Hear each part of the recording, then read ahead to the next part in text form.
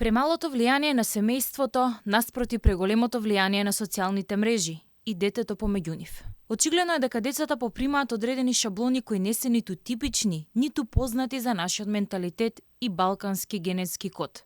Нашиот систем е подготвен да се справи со напади од надвор, ама не и онакви кои доаѓаат од училиштето, смета поранешниот инспектор за малолетничка деликвенција во Србија, Дејан Стевановиќ.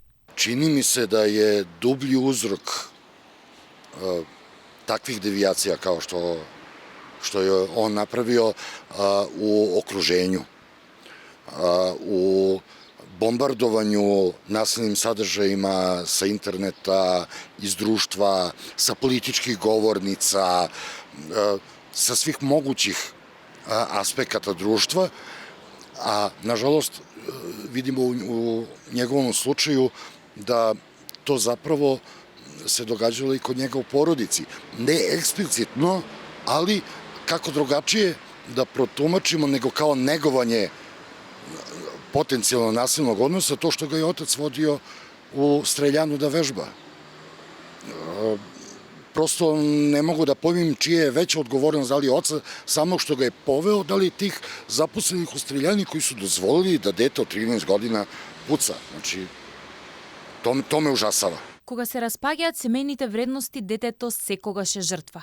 Ако децата немаат пример во семејството, примерот ќе го најдат на друга страна.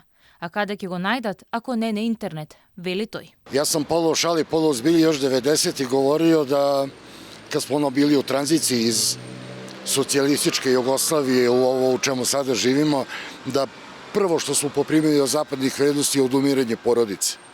Počeli smo da jurimo za dinarom, za nekim drugim vrednostima i sve manje imamo vremena, odnosno sve više ubeđujemo sebe da nemamo dovoljno vremena za decu.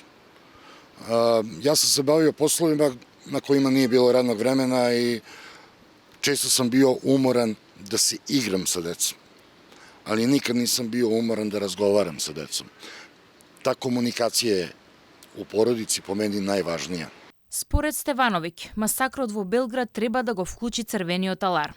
Да се вратиме кон себе си, да зборуваме со своите деца, да ги учиме на вистинските вредности, за идолите да не ги бараат на улица и на социјалните мрежи, каде што херои на младината се и поранешни криминалци.